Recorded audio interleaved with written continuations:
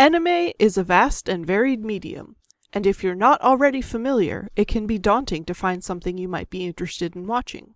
This is a podcast where three average anime enjoyers introduce their uninitiated co-host to their favorite anime touchstones, so he can join them deep in the Weebs.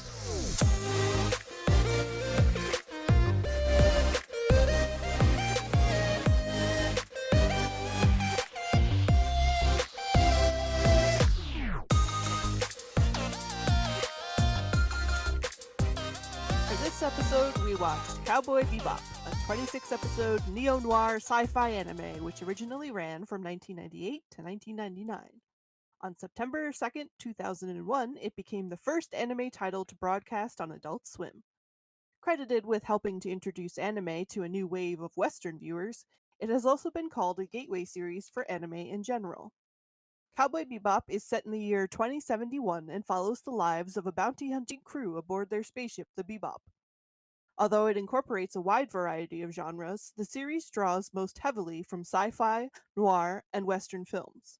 Its most prominent themes are existential ennui, loneliness, and the inability to escape one's past. For this episode, we watched 3 episodes. Episode 1, Asteroid Blues, Episode 18, Speak Like a Child, and Episode 22, Cowboy Funk. Got that cowboy funk. Do you want to go episode by episode, or do you want me to just read the summaries and then we just hit and talk about whatever? I'm okay with kind of covering each episode's summary and then kind of diving in, because I've got a feeling that's probably going to work better and it'll allow us to flow into each one, because much like the show, we learned that, flowing like water, good thing. I agree. An episode we didn't watch, but It was on my short list for ones that we could watch. Yeah, basically all of the episodes were on my short list because this series is very good. One of my notes is just every episode is a banger. yes. Alright, so the summary for episode 1, Asteroid Blues. Spike and his bounty hunter partner Jet head to an asteroid colony to track down a bounty named Asimov, who is wanted for stealing a cache of dangerous combat drug known as Bloody Eye from his own crime syndicate. Spike encounters Asimov and his girlfriend Katerina while both Asimov's syndicate and the police close in.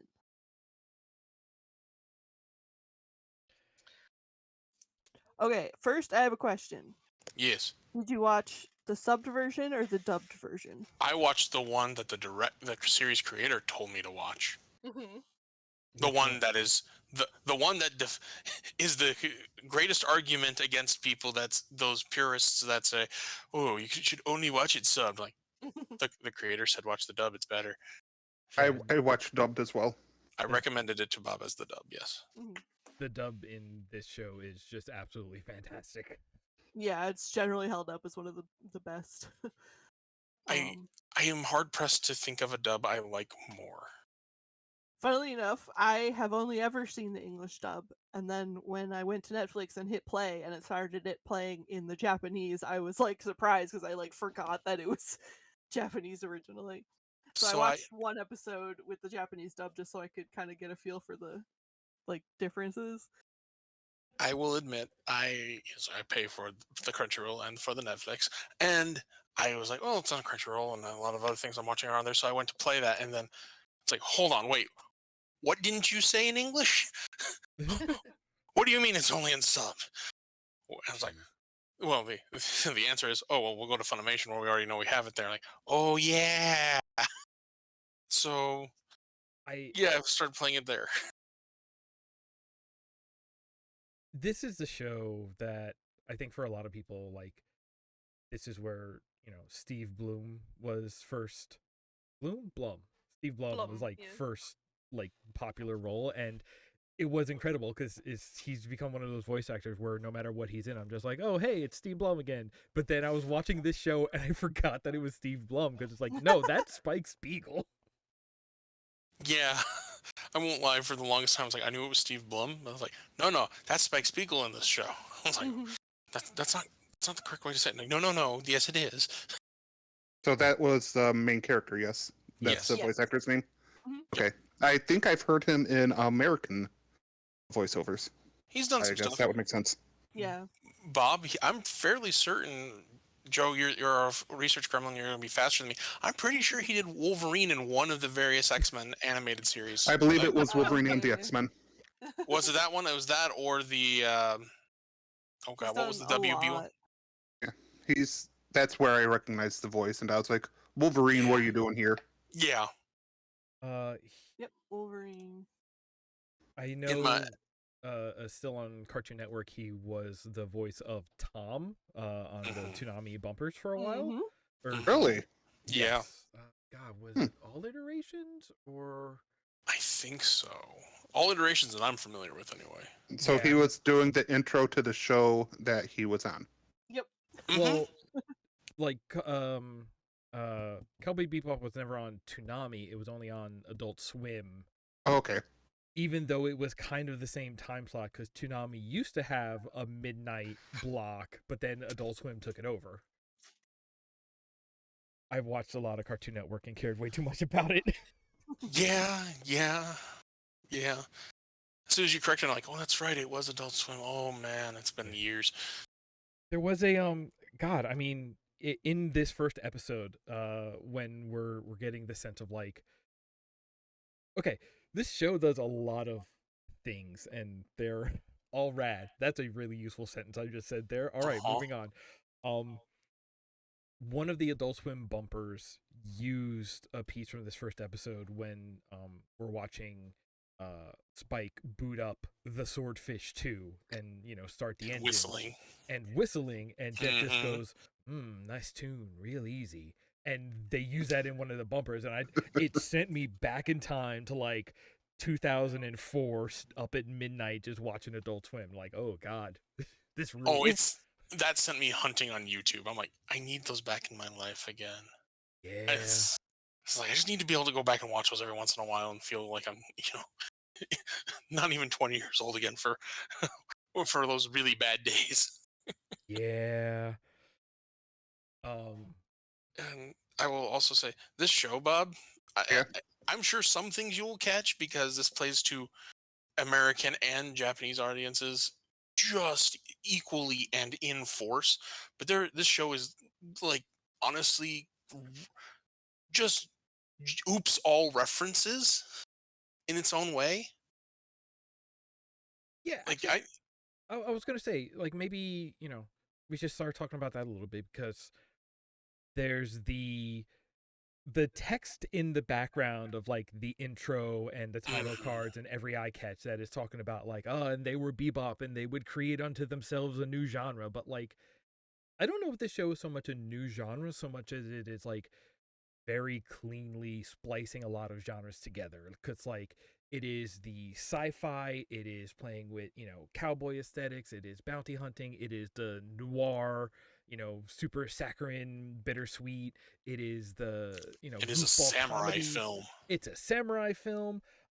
It's like kung fu movies, like the very first couple of shots when we're going from the kitchen on the ship where Jet is cooking to Spike doing katas in his quarters or whatever, and it's just like, all right, with the harmonica going, the harmonica of like bluesman harmonica is just like, okay, this show is just like meshing a whole lot of like known quantities, but just like meshing them into, not since the box art for the SNES game Phalanx have we seen the sort of harp and sci-fi meshed together so well. I would argue that does make it its own thing, because it did something I don't think I've seen kind of replicated successfully anywhere else, which is a blending of so much and it coming out good. Yeah, it definitely doesn't feel like, hey, look at this reference. It's its own thing, but it's like definitely like paying homage to a. It's using a lot of parts and is using them really cleanly. Like the one thing that hit me, and I know this comes up more during the show, even though we didn't actually see too much of it during these episodes, but like the show likes to include even a lot of like mysticism. Like there's a scene in the first episode where he's talking to a fortune teller, and like first of all, the fortune teller's right, just spot on. I have some thoughts on that. Yeah, but like that comes back through in other episodes in the movies. Is like there's a lot of weird like we're doing the sci-fi and we're doing the western and we're doing the mysticism, and it's just like the thing I think it does is it's not just like putting the pieces next to each other. It's doing the kind of thing where it's just like, yes, all of these things exist in the world together. It's not just we're putting a reference on screen. It is we have built a world where all of these cultures have kind of meshed together. They made an image out of multiple puzzles that shouldn't connect but did. Yeah. And it's so seamless. The colony that they're on in the first episode is just called Tijuana, and it's just like, all right. And Jet just calling it, and I meant to look at the subbed and see, did Jet call it TJ or refer to it as TJ and that? Because like that's a thing, and like, oh, there's choice one way or the other. I love it. One of the things I consider like good when sci-fi does it right, is when you have the world and like the spaces that people are in, and like there's no real like direct pointing at it going, oh, this is this thing and this is that thing. They're just like really well-worn, lived-in spaces. And the way they talk about it is so natural. It's like, okay, I'm just accepting what you're telling me. It doesn't feel like, oh, what's that? It's like, we're going to a colony and we're calling it, or a stop anyways, and we're calling it TJ, Tijuana. It's like, I know what a Tijuana is, and the way they're talking about it is the way I've heard people talk about Tijuana before. So, one-to-one correlation, and then they make it happen. I feel like the sort of like modern reference is kind of what they do in WALL-E, where it's like we're not really going to explain anything. Like we don't have the audience stand-in who's like, oh, whoa, what is this thing? And then somebody else is explaining it to them for the audience. It's the kind of thing where it's like it's a piece of media that is showing you the world and has enough respect for the audience to just say you'll pick it up through context clues, and like it's doing smart things to make sure that the context clues are there for you to notice things, but it is exactly that. It is not going out of its way to point things out. It is just letting them be on the screen and letting the audience just like follow along. Oh yeah, it does visual language and show don't tell perfectly. And also, I'm so hard pressed to find something that does it better. Someone who loves science fiction, I actually really do appreciate that about this show. Is I don't need all the background of every single planet of every single thing. You just go in and you're like, makes sense.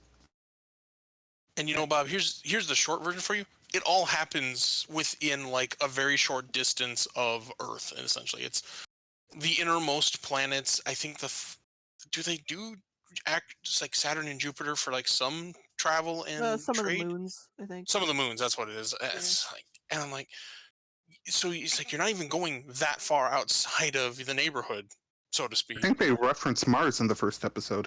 Yeah, Mars is like the new Earth in a sense, or the way Earth is portrayed in most science fiction. It's the center of everything. Yeah, they were talking about like, oh yeah, no, it's the nicest place to have all of the stuff, but also you need money to live there. So it's like, oh, okay, this has become, upper Manhattan of the inner solar system, I guess. Yeah, this is DC, Manhattan, Vegas, and we'll say Hollywood all rolled into one. Gotcha. Because even in that first episode, one of my notes I made was like, they talk the Asimov and his girlfriend, whose name I apparently didn't put down, which really upsets me. Katerina, thank you. They only Katerina, say it like once. Yeah. Yeah. And they both say like, well, we're going to go to Mars. I was like, yeah, you got to be kind of rich to live on Mars. And that does so much conveying with just so little dialogue. And the way it's said, the way it's presented is just, okay, so Mars is it. It's not Earth, it's Mars. Yeah. And that just says so much about this culture, because then it immediately sets up the question, well, why not Earth? What happened to Earth? Did we just use it up like we're on the trajectory to do so, or did something else happen? Spoiler: something else happened. And actually, I was just going to do the math on it. We're not too far from when that happens. No, Oh, we good. just passed it. Well, we did just pass, and I knew it was coming up. So I'm like, okay, so we've proven this is not the future. Shame. It's I want a swordfish too. I want one of those Yeah. ships. Bob, when we played Destiny 1, I don't know if you remember, you, me, and Kyle, there was a ship I wanted badly when, what was it? Don't say Wrath of the Lich King, that's WoW. The Taken King came out. And I Okay. kept saying it looked like the swordfish. And that's what I'm referring to this whole time. Years, this is what, 6-7 years later, we're having this discussion of this is the point of reference for you. What I found strange. Oh, sorry. No, you go. That their representation of being poor, I suppose, or needing money, is that they do not have beef. Mhm. Well, I mean, kind of think of it like things are now. It's hard to get Meat groceries. is just meat, and especially Mhm. is hard to cultivate, and it's hard to make like supply chains that are going to spread across the whole galaxy. So it 'Cause they doesn't had no- surprise me that that's like a special thing. Because he had no problem getting green peppers and paying for the gas. This may be me overanalyzing. No, Yeah. plants are easy to grow in space. There's a real sense of like, okay, do you have money or not? Because you can't get beef, and there's a number of mentions of like, I haven't eaten like Mhm. anything real in days, but it's like, yeah, you are paying for gas. And one of the first shots after the intro, which, oh my god, Tank is such a bop. I forgot that's an all-time banger. But I'm saving till the end for that. Okay. But one of the first shots that we see is them going through basically a space easy pass, and I'm just like, okay, so you do have like, maybe they're just actually good at budgeting, and they just have like here's the money for our operational costs, not including food for some reason. Like, all right, not including good food. This is like we're living off rations, not meals. And don't take it as an insult. I genuinely appreciated that this is the sense that we get of these characters. Yeah. It's just a point of reference. And for what it's worth, Bob, that they kind of double down on that later. There is an episode where they're essentially drifting towards their next destination because times have gotten that hard for them. They've fallen on that hard of luck that it's like, well, we're trying to stay on course for, I think it's Ganymede. And, we just got to get there and we got to hold out and we have nothing to eat. Yeah. I really love this first episode too as an introduction of the characters of Spike and Jet. Like it really like shows you who they are and It like does. how they approach their the bounties. Like just says so much about how they think about things. To that point, it's like we learn later definitively Jet was a former police detective on Mars, if I remember correctly. And just the way he does his investigation, you kind of get that feels like this is a guy, the way he walks and moves, looks around, assesses the scene of the bar fight that went bad. That's something I would expect out of a seasoned investigator. He looks around, but there's Spike in contrast. He's just, no, I'm gonna, bumble onto them through way of mystic sand. I have feelings about that. It's both good and bad. But Well, like Spike also is. We get the good scene of like he is being choked out by Asimov, which also just Asimov being a common first name in this world. All right, cool. I love it. But like he's being choked out by this dude, and as he's passing out, he has the presence of mind to pickpocket this dude, and it's like for Spike, it is definitely this like the bumbling is absolutely as much A performance. front. Like he's a con man. He's kind of a con man, but it's like, yeah, no, he definitely like I Knows his trade. Mhm. yeah, I don't know. Spike is a really weird character, and It's more like he's kind of like more emotional intelligence and like understanding people, whereas Jet's more like the like intellectual approach to things. Yeah, that makes sense. Oh, definitely. And I would say, to your point about pickpocketing, again, I am just a sucker for all kinds of references. You know what character he was modeled off of, I'm assuming, Joe and Nick. Uh, who? Another fun guy who has kind of rounded shoes like him and Yeah. kind of a goofy, lanky posture and pals around with a bearded friend named Jigen Yeah, okay, yeah, that makes sense. Yeah, it and checks wears out. a tie. Yeah. So he goes full loop on the third. He's like, I'm a goofy guy, but I'm also, the drunken master hidden badass character in a sense. I will show you I'm goofy. I'm uh, kind of offbeat, but in reality, that's to keep you off balance, and so you don't know what to expect. Yeah, really, I was just gonna say, like, I never feel like he bumbles into the thing he does, but it is definitely more like intuition based than like planning ahead. Mhm. He's obviously like good at what he does, and he does a number of things from combat to piloting to tracking to it like I think that's why we see Jet and Spike's relationship in this first episode, and it's just like, oh, okay, these two are both talented, which is part of why they are a pair, but also because they approach things from complete opposite angles, but they still end up working towards the same goal and achieving it in by their own means to some extent. It's kind of like the Mythbusters. Oh yeah, wow. Yeah. I hadn't even considered that, but you right. Oh wow, I've been like marathoning Mythbusters for the last week and a half, so it's on my mind. But yeah, no, it's kind of like Jet is the Jamie and Spike is the Atom. Oh no. Yeah, no, I can Oh see that. no. Oh wow.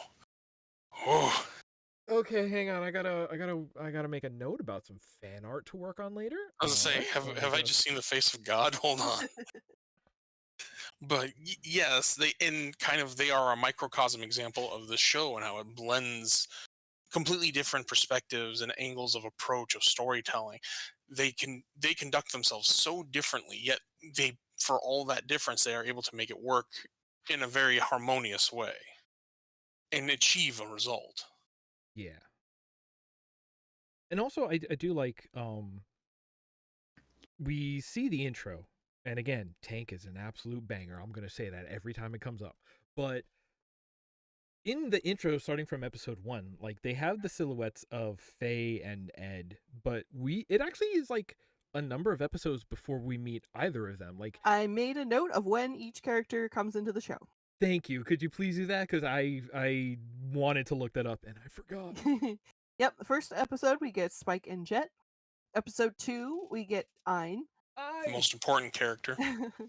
Episode 3 is when Faye shows up, and then Ed doesn't show up until episode 9. Yeah, Wow. that's a while.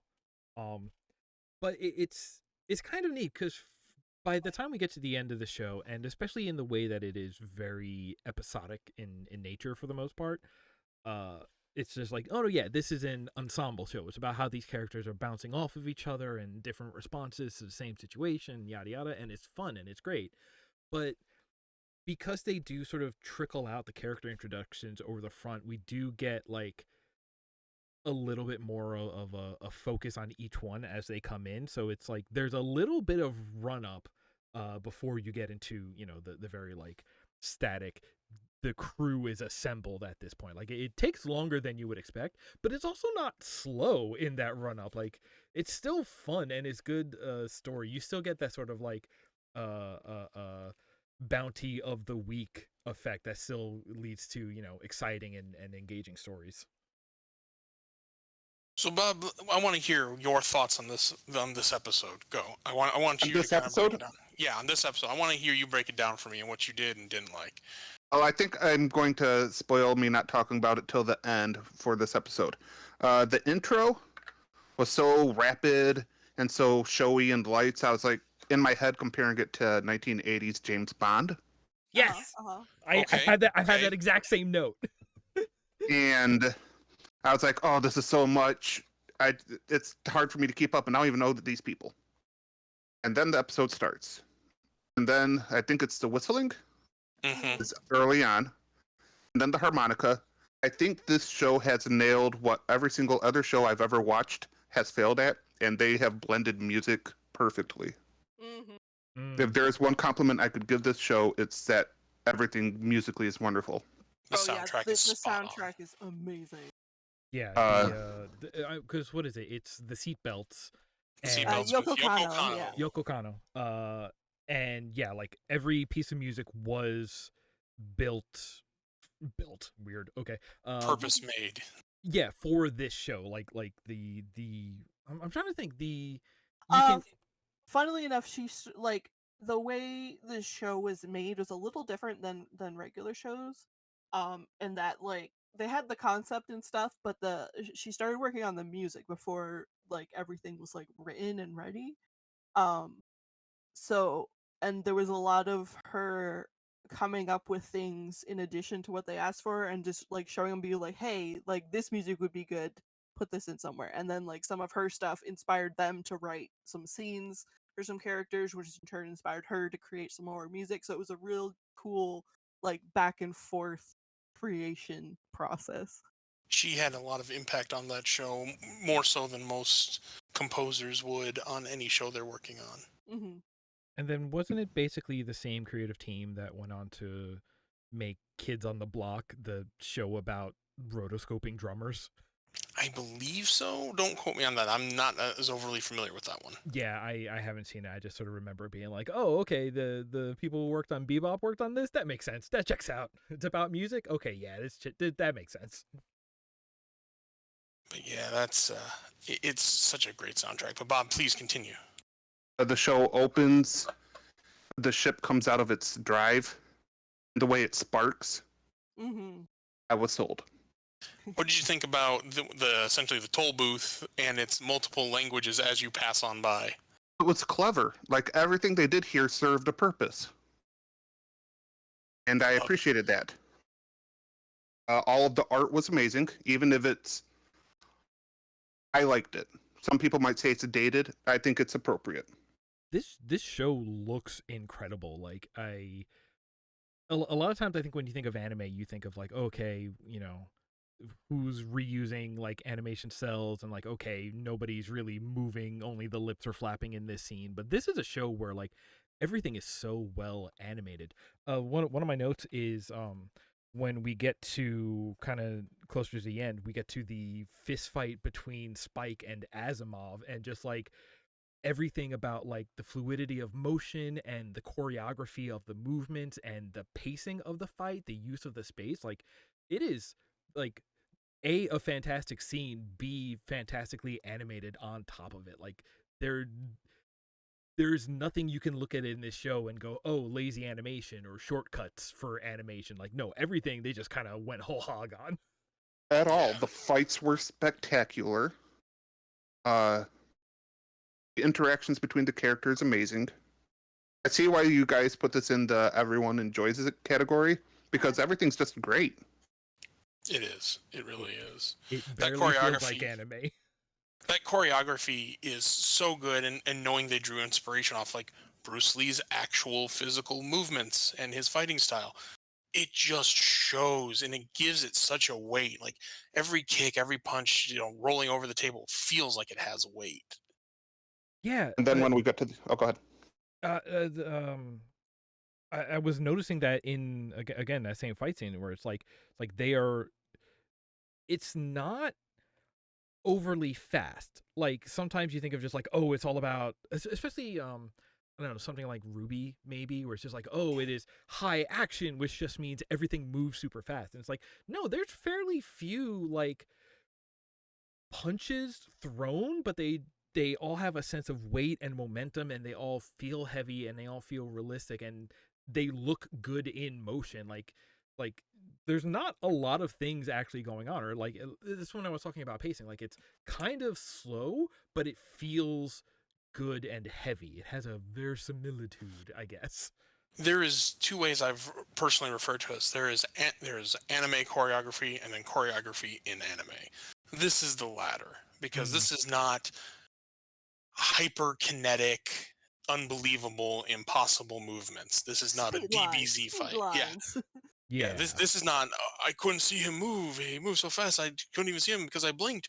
No, it's that punch was fast, but it was realistically, believably fast. And this clearly conveys a believable sense of physics and physicality. There are limits in this world that are very tantamount to, or not tantamount, sorry, very similar to our own. And even later in the series, when you see, movement in space outside of a ship, it all serves to draw one in and lend believability to this world that they've built up. Yeah. And it's so grounded in known real physics and physicality that it's just good. It's great. Like you were saying they take, reference Bruce Lee in action, but when I watch a lot of the fight scenes here, it doesn't. It's even less kinetic than like a Bruce Lee or like a Jackie Chan fight scene. Like even those are very hyper in a sense. Like this is somewhere between that and the 5-minute back alley brawl from They Live. It's like that is also they're just going out and having a wrestling match in the back, and that feels very heavy and real. And this is like right in between. It's like we're using kung fu, but also it is somewhere brawling. Yeah, it is somewhere between like highly choreographed kung fu moves and also just like a brawl, just like a dirty, we're just gonna get some hits in kind of brawl. And to that point, even when they use, martial arts style fighting or brawling fighting, and then there's a gun used, it's the equivalent of that scene from Indiana Jones and Raiders of the Lost Ark, where you have all this flash of a guy showing off what he can do and pulls out a gun. Mm-hmm. And ends it. There is that kind of sense of reality in some of these fights of, we could do this way, or I could just shoot you and end this. They approach things from reasonable, realistic lines of thinking. Yeah. Very true. So, Bob, please continue. It's just, once we get to the final scene, and I'm sure we'll have discussion about it, I just really appreciated the way that they gave character to the female, like Celestina? Katerina. Yeah. Katerina And Gilbers. and we have sympathy for her and for the entire ending, and just the way they play it out. Art, the reaction from Spike, everything was spot on. Yeah, that's another thing I love about this show is that like even the quote unquote like bad guys, like they're not bad guys, they're just antagonists, and they're all people. I don't know, Like, Asimov. Asimov made choices in life. Everyone did. Sure, but he's Asimov's just were worse. a dude making bad choices. Yeah, like actually, I feel like Asimov serves to make the story be Katerina's, because it's just like, I think pretty much everybody knows about somebody who is like, oh, you were in a relationship with a guy who was not good for you, but at some point you were kind of too deep in, and it was going to take more than you had to get out of it. And it's just like okay, yeah, Asimov isn't much of a character, but like he's still believable, because like dudes who are just like bringing the ship down around them are dudes that really exist. It's like, oh, we've met you at the point where you're too far gone. Mm-hmm. I would even say that yes, actually, I don't know if I could add anything to that. That's exactly it. And to the point of when we see Katerina the first time with Asimov, it's and she's with child, and then she gets shot in the belly. And Bob, what'd you think of that reveal? With the drugs? Yeah, where it's like she gets shot in the belly. It's like, oh, the poor child. It's like, oh no, that's where she's been hiding. She was storing stuff. Yeah. Asimov knew about that. She was just kind of the drug mule, as it were. Yeah. Should have been a tip off to her relationship with him. Yeah. And we got kind of a bit of foreshadowing to that in the opening scene at the bar, because she is sneaking sips of the beer that nobody wants to give her because they all think she's pregnant. Mm-hmm. It's just such good, subtle visual storytelling. Yeah. And she wants a Bloody Mary. Yeah. Except that was their code, wasn't it? Yeah, you're right. No, that's right. I've got tomato juice. I've got the tomato juice. Do you have the cash? Yeah. I also brought tomato juice. As one does, of course. Yes. One goes to a bar for a Bloody Mary and brings their own juice. That's the rule. Safe. I want to know, between that ending scene, and actually this episode has a cold open that is just Spike sadly standing in the rain and dropping a rose. Like, how did you Hold feel on. about the? Whoop, sorry. The I was rose? just saying, Nick and Bob, let me because my notes start with that, and it's I'll skip like the personal feeling. I was like noir style opening, tolling church bell transitions into gentle melodic music of like a treasured jewelry box as Spike stands cigarette. Like the visual storytelling. I'm not gonna read the whole thing. That visual storytelling drives me nuts every time because it does that back and forth and like he just came from this. Mm. For Okay. me, I thought was, oh look, it's the 75th time Bruce Wayne has mourned his parents. So Yeah. Bob, that's him. They constantly throughout the series reference 3 years ago. That was before the 3 years ago or at the 3 years ago mark. This is something that will play out later and have relevance in the series. I figure. Does it? I mean, it provides a loose through line of a narrative. Allow me to clean up my statement. It provides relevance to Spike's arc in the story because it's kind of where it began for him as part leading to him being on the Bebop and how it ends for him narratively. Yeah, I'm still just of the opinion that like what I was getting at is like sometimes this show in being noir, like we're and I think we'll kind of get into this in the next 2 episodes, but this show goes over the top in a couple of different directions, but when it does it in this like noir forlorn bittersweet kind of way, that is when I find it like least I don't know, believable. That seems like when it's most out of tone, when it's just like, oh, everything is so sad all the time. Oh, it's just like and especially coming off of like I don't think it's as bad as Arcane, where we were watching Powder's backstory and just like, oh, you killed everyone you loved by accident. How much worse can it get? Oh, you're Joker-fied? Okay, like it's not that bad. It's not that sort of comedic level of ridiculous that I find really hard to buy into, but there is sort of the sense of just like sometimes this show is just like, oh, it's so dark and brooding, and like, yeah, you were making the Batman reference, like, yeah, you can make those same jokes, and I'm just like, this is not where this show excels. How come people keep saying that it's like, oh, it's the main character's through line? It's like, okay, it's also maybe to me it's always the weakest part. I don't know. I enjoy it because I love good noir. Mm. But I would also say it does serve through because when we deal with Vicious later, don't worry, Bob. I'm sure you'll watch this again. You'll learn who Vicious is, and that's his name. And we learn of the syndicates and Julia. This is that scene that is mentioned in the penultimate episode of things went bad and people thought I was dead, which is absolutely noir. I don't think it necessarily went hard. I mean, it leaned into the noir of it, yes. I don't think it went terribly over the top with it for embracing noir like it does. I think it is reasonably balanced with just about everything else we see. Yeah. But again, that's me, to be fair. No, yeah. I'm claiming Switzerland. I don't think it's like grossly so, but it is a weird, like, everything else about it is so jaunty, and then it has these moments that are just like so like very noir, but like even noir, like there's hard-boiled noir where it's just like, okay, I gotta keep the stiff upper lip in the face of all this darkness that surrounds me.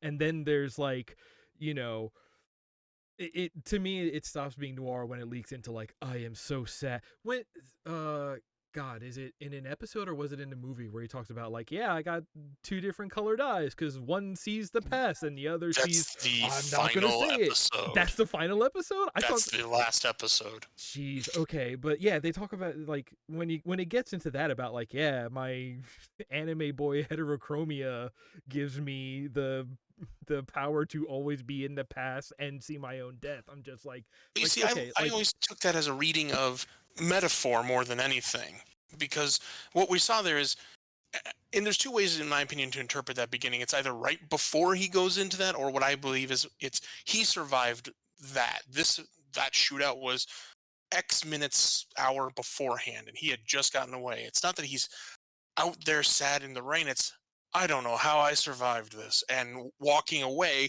to then start his life on the Bebop, as it were, leading to the steps that he would take to join the crew of the Bebop.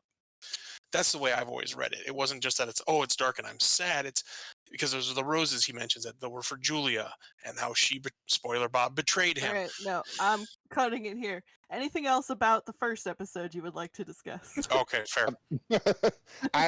I'm good. I think that it was an excellent setup. It got me invested in these characters. This is what a first episode. Oh my goodness, first episode should be. Nick, I think we got told we can't fan out over this anymore. Thank you, Yeah, Joe. No, it's fair. I appreciate If you guys are trying to sell me on this show, you shouldn't tell me the ending. Yeah, Yeah. We haven't told you the end. I don't care. You're discussing things too close to it for my comfort. Fair enough.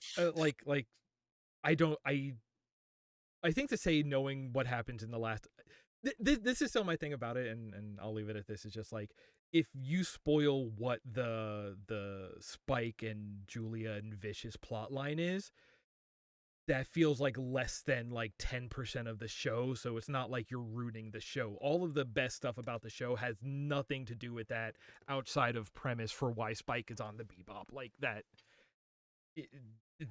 knowing that stuff doesn't ruin it, because it honestly, like, Sure, it's in the telling of the story is just as probably It's a more. plot line. It's like more weight than the actual story itself.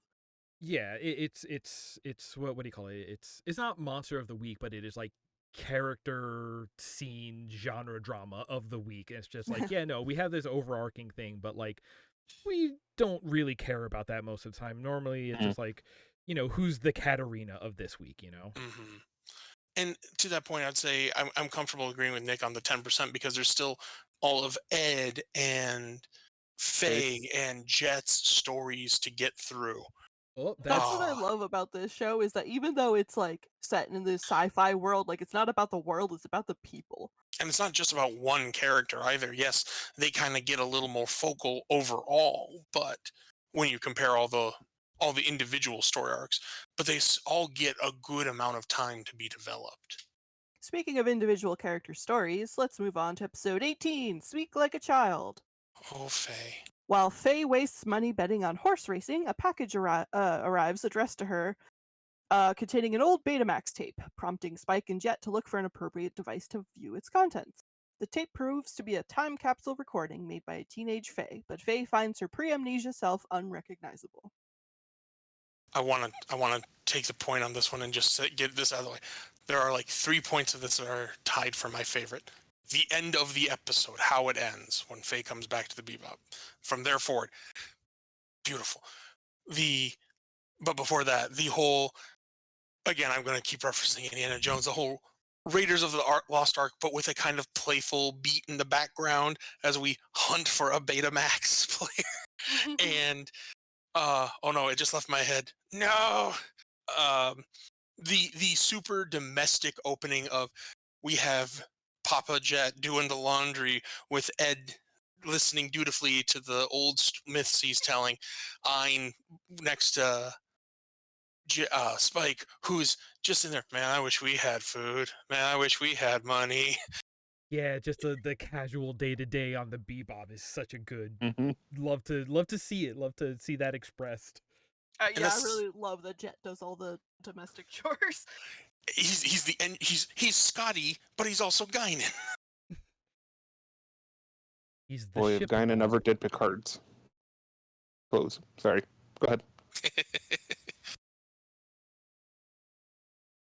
But no, yeah, I was gonna say, Bob, tell us what you like, because really, we're here for your thoughts. Really, in the end. I really enjoyed the day-to-day. This is my first introduction to Faye and Ed. Mm-hmm. Ed was an interesting character who I didn't like initially, but definitely grew on me. I feel like if I was there for his first episode, I wouldn't have to have had that build-up. But honestly, he's a great character. Or she. Okay. I have in my notes Ed's gender. Okay. Mm-hmm. Ed's a girl. Okay. specifically, Ed's character was inspired by the inner behavior of Yoko Kanno, quote, a little weird, cat-like, but a genius at creating music, end quote. And was initially developed as a dark-skinned boy, but that was changed to even the gender ratio on the Bebop. And they do use the original design in episode 5 for an incidental character in the background. Oh, cool. Regarding Ed, Watanabe mentioned in a 2017 interview that the character's gender is meaningless. Yeah. What is it in the show where Ed gets introduced? They're basically like, "Wait, I thought you're a girl. I thought you were a boy." And Ed's just like, "Edward is Edward." Ed is It's for just, Edward, yeah.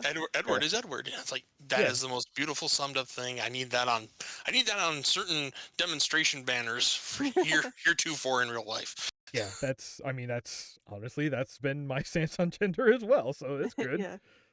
The rest of the quote is for the reason why Ed's gender was ambiguous. He said he wanted to create a character that surpasses humanity, going so far as to say that Ed might not even be human. Appreciable, and I can also see that. I mean, Ein is superior to human. Yes, Ein is the best. Ein is a data dog. Let that sink in, Bob. I don't know. The way the dog answered because, to my knowledge, Uh-huh. 2 episodes I saw, Ein's name is never used. I think they mention it once in this episode. Yeah, I'm trying to remember. Yeah, I think Faye says like, "Oh, it's you, Ein," or whatever. When Yeah. Ein answers. When the dog answers the space telephone. She Yeah. doesn't. She's And then just Ed's right like, there. she's just like, "Oh." And then when Ed comes in, it's just like, "Oh, finally somebody who has the capacity for speech." I thought it was maybe Ed that said, "Is Ein, what are you doing?" Something like that. That could be right. yeah. Yeah. Yeah, but it was definitely in that scene that I believe that's when it was said. But it's one of those blink and you miss it kind of moments. Mhm. But yeah, Joe, please explain what a data dog is.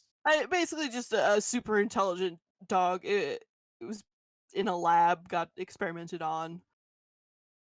As one does. Yeah. Freshly and- escaped from the English Yeah. queen. But yeah, in episode 2, Ein joins the crew. Episode 2 is good. That was also on the short list. Yeah. I stand with Joe on this one. All the episodes were the short list. All the episodes with a short list. Which is a good thing. It's such a rare thing to say for any show. I, as a character, I don't know how I felt about her in this episode until the end. hmm She was like, "Oh, here's this betting lady. They're really going for some sort of trope with her." And then by the end, that's when I realized that she has a past, that she has Yeah. amnesia. Yeah. It took till the end. Can I touch on the Fae? The fact that they don't, her amnesia does not come up in this episode or any of the episodes we watched at all until she's like, "I don't remember any of this," to be like, "Oh, you have amnesia." Like that makes the rest of the episode play. Yeah, she was cryogenically frozen in a thing that happened, we'll say a month to a couple days ago, because I don't remember the exact date. In real time. And so she was cryogenically frozen, which if Bob, I don't know if you're going to watch this, but there's a reference when you will eventually get her backstory. There's a reference on her cryoprod. She is code number NCC 1701B. Really? Yeah. I've watched this show at least 24 times, and I didn't realize that till like the 18th time I watched it. I never paid attention to that detail, but yeah, it's there. She was cryogenically frozen. She woke up, and she just a side effect of it was she just had no memory, and she has struggled to survive. And assuming you go back and watch it, you get to see kind of a believable interpretation of what one would do in a world they don't know. Also, isn't part of it that like the cryogenic process was like a pay upon completion deal, so that's why she's in debt and has become a bounty hunter too? To quote Joe earlier, I was trying to avoid things that are called spoilers, but yes, that is absolutely a thing. I think that's part of premise because that's part of why she's I get it. on. I mean, ship. also she's conned a lot of people. Yeah. Yes, also that's in this Yes. episode. Bob, it's not just this episode. Well, it's funny. So, did anyone come here and say, "I want to get revenge on you," or "You owe me money"? Yo, I love Ed's interpretation of that. Give us money, gnashy teeth, rah, rah, rah. No, yeah, that's exactly what I expect from a child. That makes perfect sense. With the main story, I want to say I really went in thinking, "Oh my goodness, they're going to go with this is an artifact that was current of their age time, and they have to go on a hunt for it." But I loved every minute of it. From Sorry. the Betamax historian to the heaven, and by the way, this is where they reference the year that Earth had issues, which is the 2022, Yes. Oh. because they're hunting down through there looking for a Betamax store in a mall.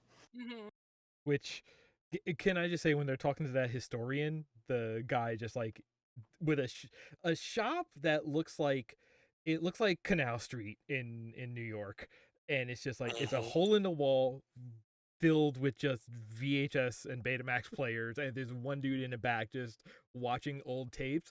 That's me. Here's the thing, that's me. I'm that guy.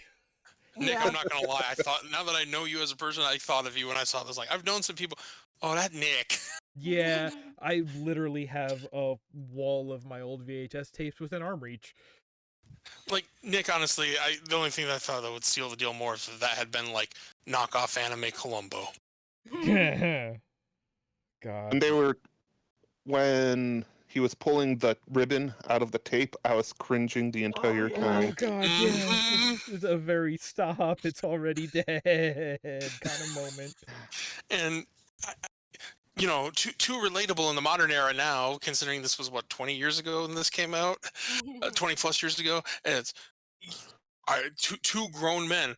What is this? Oh, it's a Betamax, and then we get the Beta Boo version of VHS, but actually the Beta was clearly superior. Mm-hmm. Like, oh, you're my fourth favorite thing. I forgot about it until it came up. And then he kicks the machine. Yeah, he smokes around it and kicks it. Never let this man touch your technology. So here's a fact that I look up. You're in for it now. Do it. Because I just wanted a frame of reference, because this show came out, what was it, 96 to 98, you said? 98, 99. 98 to 99. And then I looked out, 2001 was the first year where home DVD players outsold VHS players. Oh wow, yeah, Wow. they would have had reference to that, and they could have, and they didn't. So, oh wow. Yeah, so it was kind of a called shot. Like watching this is a weird thing in how it holds up, because it's not that it doesn't hold up, but it's just like you got to remember contextually it was very close to like a late called shot, like ball in midair kind of called shot, but the idea of just like, yeah, no, nobody's going to remember what a VHS is when at the time it came out, it was probably first released on VHS only, and then a couple of years later it got a DVD set, you know. Oh, hard fact. Yeah, and I was even gonna say, consider that, because we're all ballpark this same generation, by virtue of a few years here or there. Think of in our lifetimes. I know for myself, I grew up. There's the VHS and the cassette tape, and now it's the CD. Oh, what's this? Laserdisc and DVD. Ooh, high def DVD. Ooh, what do you mean CDs are already a thing of the bygone era? And then Blu-rays and MP3s, MP4s, and so on. Look how quickly that turned around. And kids today don't know what those are. Somewhere I have a VCD copy of Jim Carrey's The Mask. And wow, it is on 2 CDs. The movie splits in the middle, and it's still in like 320 by whatever. Y'all remember Titanic came on 2 VHSs? Oh my God, yeah. Godfather came on 2 VHSs. Isn't that said here somewhere too? I've got a lot of tapes. I've got a lot of stupid garbage. Why do I have all of this? I need to come up to your place and just start smoking and kicking things. No. Never. Well, actually, no, we have a pachinko machine too, so that would actually still be fitting. What house do I live in? Oh my God. I live in a even parlor. real? I'm a cartoon character. No, you gotta ask yourself, Nick, which came first, the Beta Boo or you? Beta. Did his creation bring you into existence? No, you were around first. Yeah, okay. Yeah. I'm just saying, life imitates art sometimes, and art imitates life. And It's sometimes true. creates. It's circular. Where were we at? They're in the underground old city at the museum. Yeah, And Bob, what do you think of this? Yeah, they make their decision based off, I think, what was most expensive. I think they said biggest, but yeah, Yeah. something along those lines. So they bring that and a They do have TV, the- which I thought was smart. Yeah. But going in, they're frowning and they have all these difficulties to get to this place, and they're just leaving smiling, carrying their stuff wrapped in plastic. It was a museum run by Smash Brothers Melee players. That's why they had CRTs around. Oh my god, you know it. That's my joke. Thank you for coming. If your wait staff. And then they get back to the ship, Bob, and what And do they find? Ed honestly knows how to put everything together. And then he puts it all together, or they put it all together. Ed puts it together. Being the child, Ed is the only one who knows how to use technology. They go to put the Betamax in, and they got a VCR. God, it's so good. Oh, dumb old men, I love it. I love that scene so much. Because Ed's just like, you got the wrong thing. Right, and then they're just like, well, okay, messed up, and then I love the goofy. See, this is kind of what I mean. Like, in general, the delivery services. Well, okay, so, all right, I got like 4 points. Stick with me. The show is so good when it's being so goofy that I think that's part of why like it's still believable, but it's fun and it's jaunty, and the music, and maybe I just enjoy it better than the noir parts, but I feel like it's doesn't overdo it with the rest. 2, the delivery services are good because it's another, they make like everything in the show is considered, because when they're talking in the beginning, they're Jet's telling the story about essentially a mystic turtle. I want to try and say the name. I'm like, God, I'm going to get it wrong, and I don't want to do that. Yeah, but he's telling some folklore about a turtle who goes to some sort of like palace, and when as he's done telling the story, what shows up but a tortoise-based delivery drone airdropping a package, a treasure, if you will, onto the deck of the ship. And it's like, oh, it's connected there. But the thing that I love is the one that comes at the end of the episode is a rabbit delivery service. So the tortoise beat the hare to them. Mm-hmm. You would expect the beta player to get there before the tape, so you can just watch the tape. I mean, probably it was supposed to. That's why they sent it by the rabbit one. But they leaned into that so hard. Yeah, so quietly. It was beautiful. Right, they didn't even they didn't even point out that joke. That's the thing. This kind of storytelling where it's just like we're putting this stuff in there, but we're not calling attention to it. This show is one of the greats when it comes to like gaining a deeper appreciation upon rewatches, because it is so dense with stuff that the show itself just breezes over. It's so good. It's so good. I mean, yeah, literal actual character modeled after Kareem Abdul-Jabbar appears in an episode. Yeah. And I remember watching that as a kid. When I say kid, a teenager's like, isn't that just Kareem Abdul-Jabbar? Uh-huh. It's like, whoops, we got there. Famed for his appearance in that one scene in Dune with the pain box. All right, that one's just for me. All right. I know. I got it. I got it. For me, it's yes. Airplane. No, but also yes, because I love both of these things. Oh, but yeah, the tortoise and the hare joke just. Oh. Just inject it right into my veins. I just need all the references and the little subtle jokes. Just give them to me. Just so little, just so good.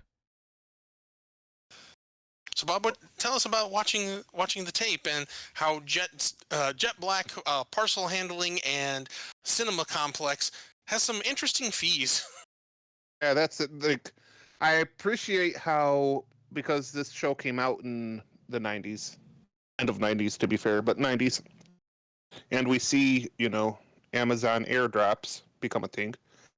And being Amazon airdrops, of course, there's a fee, and everything that's assigned to Faye, Jet pays because he's there, and Faye's he's a just mooch. nice. Question mark. Faye's a mooch, and he's being a nice guy, but she also has, in other previous episodes, robbed them multiple times. Oh yeah, she's always spending their money. So I don't know if he's being nice so much as he is like, when you live in an apartment and one of the roommates is the mom of the apartment. I was gonna say, Jet's the big dad energy. Yeah.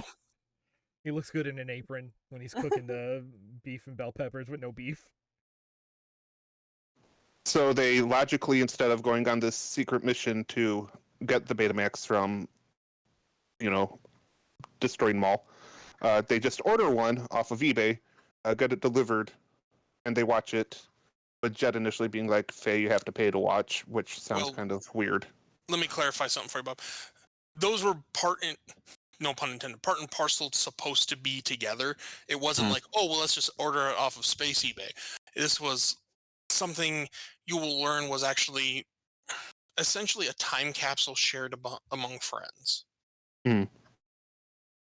So they watch it. Faye stands in the background because initially she said she's not going to pay, and I bet you she doesn't anyway. Of course not. She watches this, and you recognize that it's Faye just because of the hair. Is what did it for me. And it's really cute, like really sweet. And in my head, because I didn't know about the whole cryo chamber thing, I'm like, how is she on a Betamax if it's supposed to be so far into the future? But now knowing that makes sense. Mm-hmm. But her reaction for me was raw because I didn't know she had amnesia. Mm-hmm. So it builds her character a lot.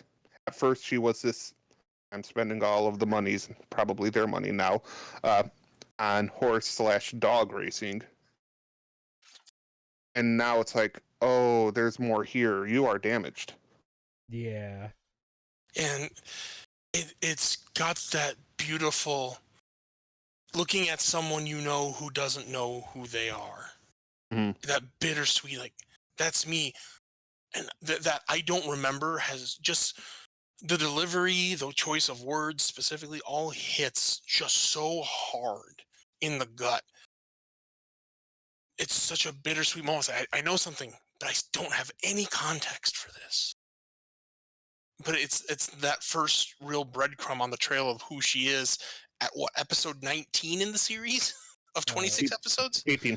Yeah. 18. So we're well over halfway through the series, and by the way, now we're going to start dropping little bits about your past. Finally, we've given you one thing before this, and that's essentially the cryogenic thing. Yeah, it's Faye's a little weird. I think taken in the whole of the show because she definitely is like she is almost She's like literally a woman out of time.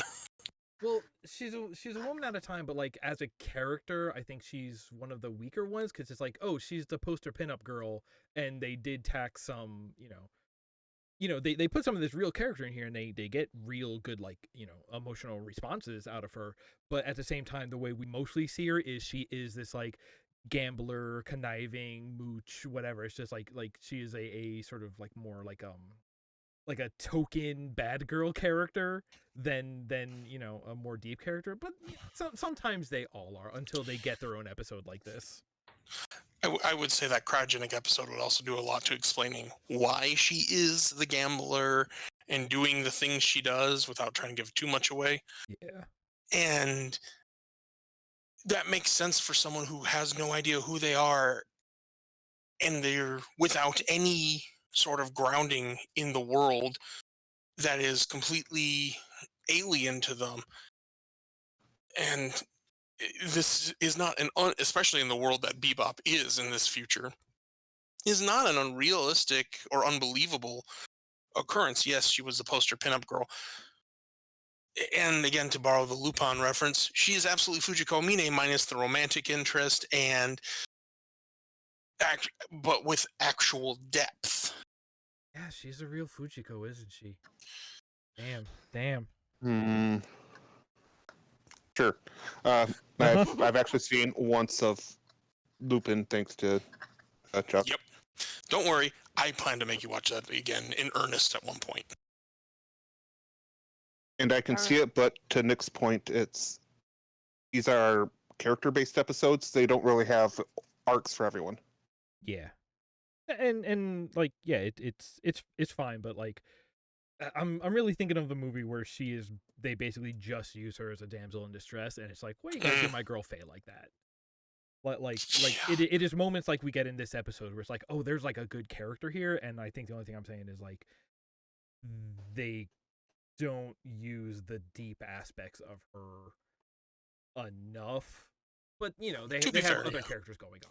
It's I mean, she is the 4th out of 5 characters we meet. Yeah. And while she is the 3rd understandable in the way of communication character we meet, yeah, the 3rd definitive human. I feel like there's definitely the Spike takes priority, the close second to Jet, and then kind of Faye, Ed plus Ein, because they kind of go hand in hand heretofore. Of like, they'll get theirs. Ed is definitely going to get the least development, but it also isn't. When all is said and done, it's not necessarily a bad thing, considering how young Ed is. Yeah, Ed is a good, like, Ed as is serves a purpose, which is the computer hacker gets all of the information. Like, we see that a lot here. It's just like, oh, Ed just knows where the next piece of the plot is hiding that they need to go have their Indiana Jones adventure to get. But Ed, there's also some episodes where Ed is, the one going out and talking, and you have this sort of like childlike naivete and curiosity and interacting with people where it's just like, okay, Ed as is kind of functional. Ed doesn't really develop, but we do get, the character background deep story on Ed in one episode. Like, they go for it too. It's just like, all right, yeah, go off, Bebop. The episode before the penultimate episode. God, that stuff happens late, huh? All right. Yeah. Ed's real backstory and everything is like, just like, oh yeah, it feels in a way of how it's ordered, just like from a high level overview. It's like, oh wow, you just kind of put that in there, didn't you? It's like, yeah, but where we go from here makes sense why. Mm. Does this mean we're ready to talk about episode 3? I think so. What I was going to say. Okay, let's get into it. All right, our final episode was episode 22, Cowboy Funk. A terrorist known as the Teddy Bomber has been using explosives hidden in teddy bears to bring down high-rise buildings in protest of humanity's excess. Spike attempts to stop him, but constantly runs afoul of Cowboy Andy, a fellow bounty hunter who is far more similar to Spike than either would care to admit.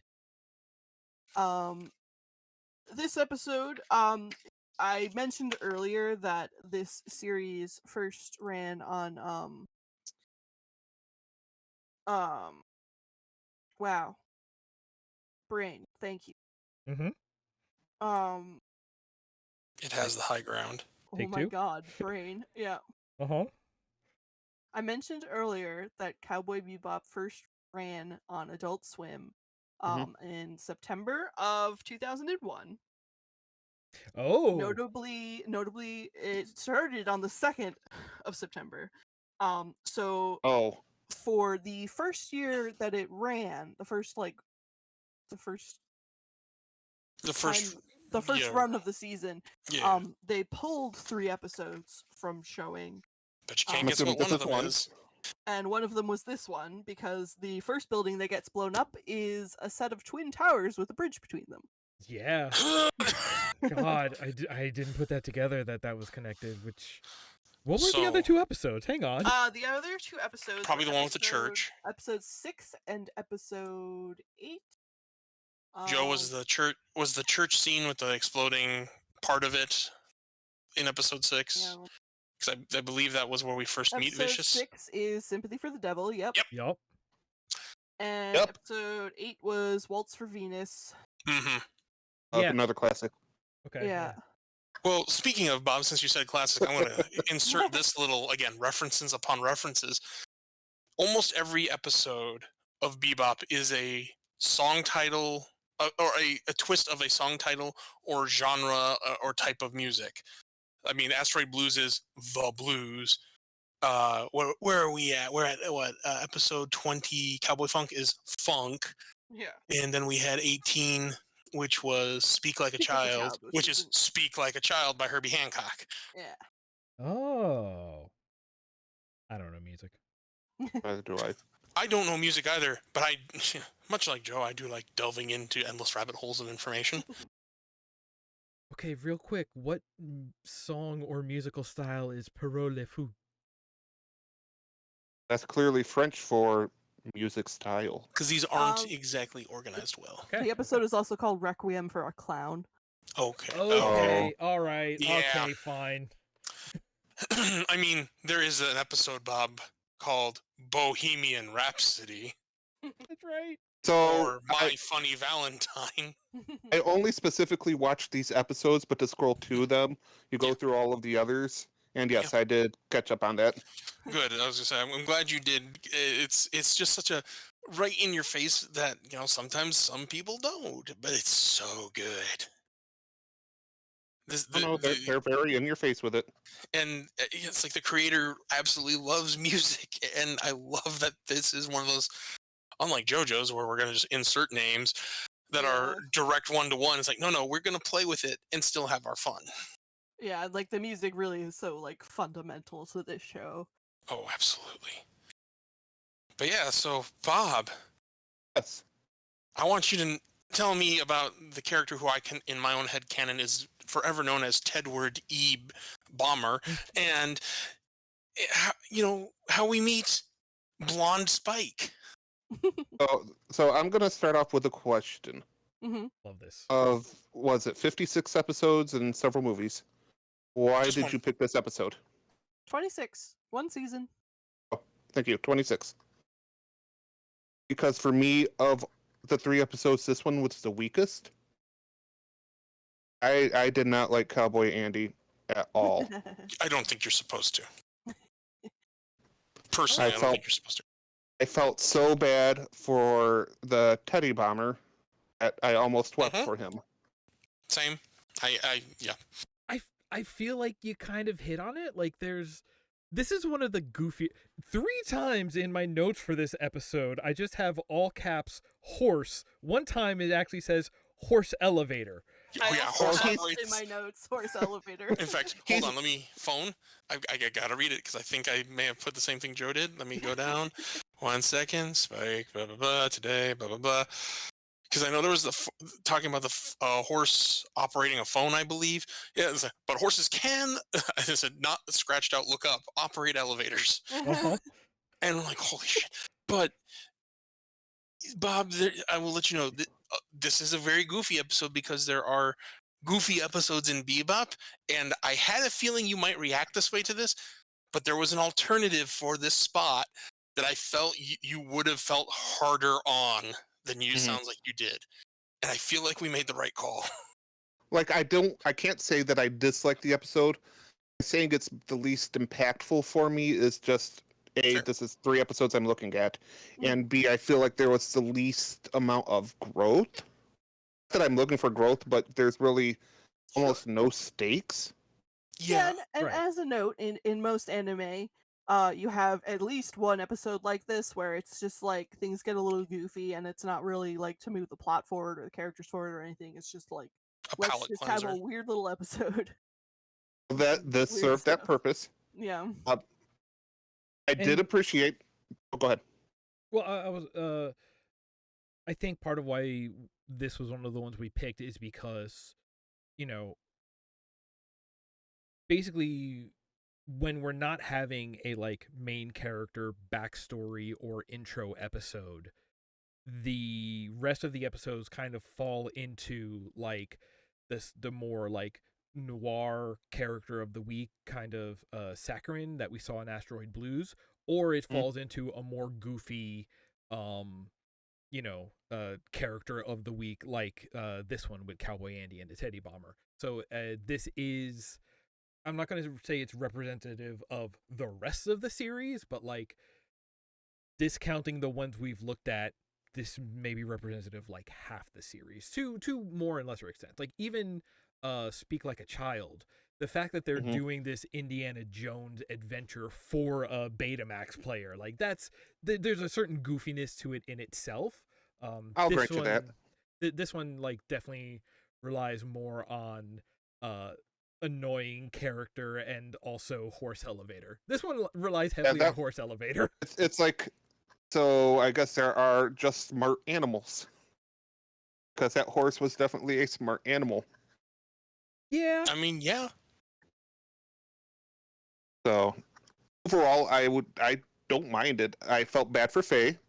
Ed was a minimal character, but was there because it explained where Andy, right? Cowboy Andy came from. Like his whole past, that he's just this inheritance heir, rich billionaire that can go do whatever he wants. Yeah, trust fund cowboys. And has some sort of vision issue. Even though he's Andy, he says, "Call me Wyatt Earp." This is relevant to later. He's clearly intelligent enough because he's one of the two best-known bounty hunters. Well, that's the thing, though. From how we see him in action, and like part of his backstory that Ed illuminates is that he was kicked out of the Cowboy Association for being a nuisance. Is like, I don't think he's known for being a good bounty hunter. I think he's an infamous bounty hunter in that sense. He has a reputation, Bob.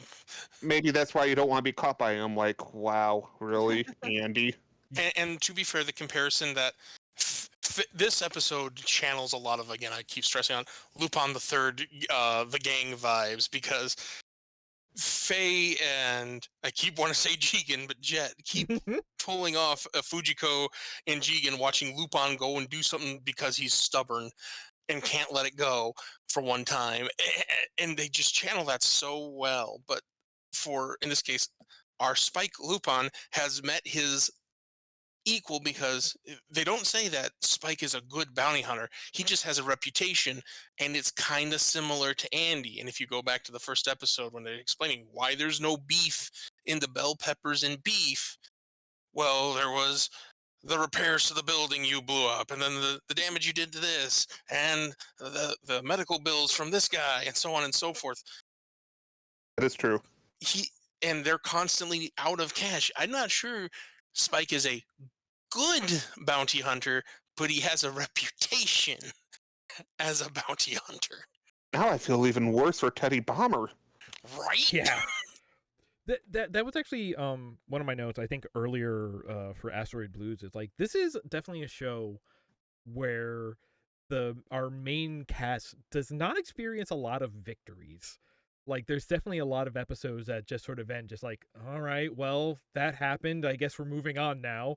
A lot of like, yeah, they don't always catch the bad guy, they don't always, come out on top in the end, but it's see, when the show is sort of noir, and I keep wanting to say saccharine, but that doesn't quite work. When it works like that, where it's just like in like structure and like underwriting, I think it works great. Of just like, yeah, no, this is not a show about our heroes are going to win every week. This is a show about sometimes you just keep putting one foot in front of the other. Yeah. I think that's why our generation finds this latched onto this show. Yeah. Sometimes you just got to get by with what you can, and maybe one day you'll get that bounty head. Right, rise and grind. That was the pitch. Yeah. Oh God. Uh-huh. But yeah, Bob. So tell us more about I'm sorry. Go ahead, Nick. No, just for the last episode, my very first note for Speak Like a Child was just, again, all caps, nobody has any money. Yeah. So yeah, it resonates with our generation. Yeah, I think mine was along the lines of regarding Jet's, what I called the delivery service fee or holding fee and the ticket price to the movie was like, but we're all poor. Mm-hmm. But yeah, but yeah, Bob, please tell us more about the adventures with Andy. Yeah, Andy apparently needs glasses because when we first meet him, he's accusing Spike of being Teddy Bomber with the guy wearing 4 watches with detonators on them stands behind him. I love those watches. Yeah. And regardless of what Spike says, Andy is like, well, faces can change when you have the face of the guy who's. But yes, Andy is an interesting character. I see why he is known as Andy, even though he demands he is Wyatt Earp. Well, that changes later, too. Oh, are you talking about the very end? Uh-huh. Musashi.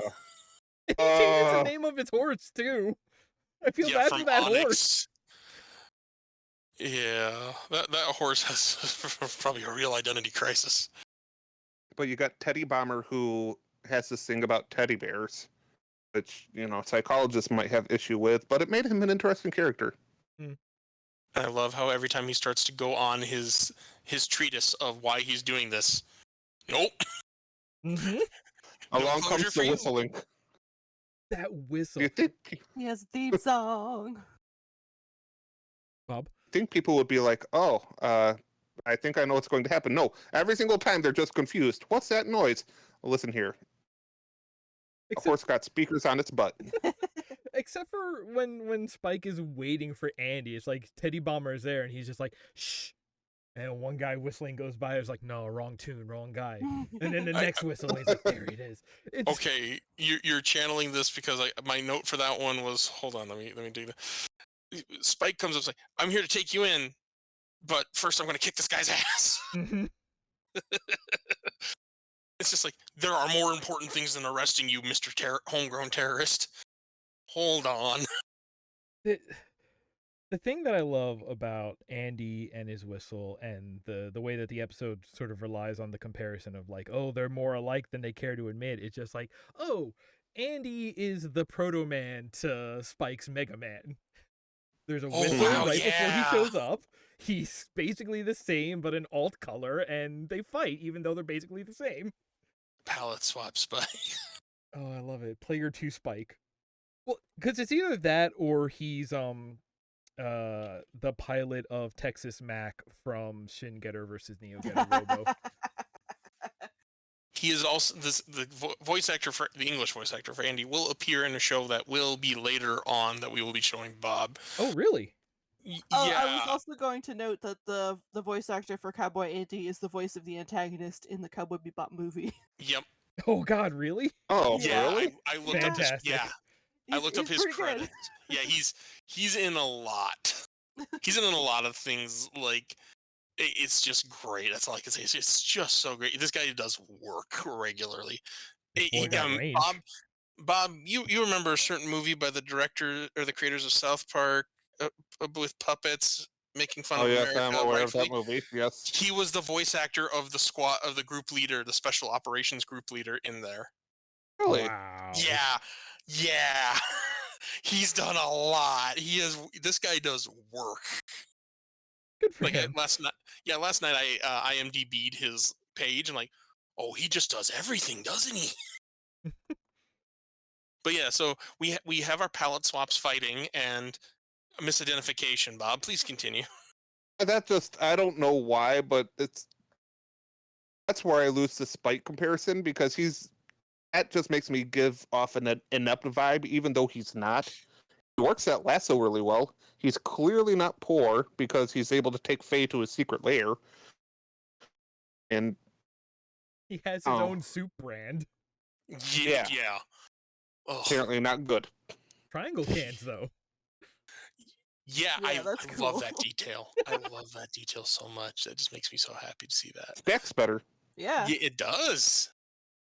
I would also like to note that the theme song for Cowboy Andy is called "Go Go Cactus Man." Mm-hmm. It's very good. My brother's name is Andrew, so we had it as his phone ring for a while. Yes, I need to have friends named Andrew now. Oh my god, that makes me so happy. Oh, I also love after the first failed attempt at capturing Mr. Tedward E. Bomber, uh, when Spike goes back to the Bebop and is showing how he was trampled by a horse, that Faye is literally giving him the of what we just watched, which in the course of the series was several episodes before. Faye accuses him of going and losing money on their food money on gambling on horses and dogs. Mm-hmm. It's like, oh, look at her displacing that guilt. I love it. And how even Jet doesn't take him seriously at all. And it takes Ed to say, no, he real. Despite the hoof prints on Spike's back, again, very Lupin. I don't think I'd ever actually heard that detail before about the inspiration, but like, yeah, that completely plays. Oh my gosh.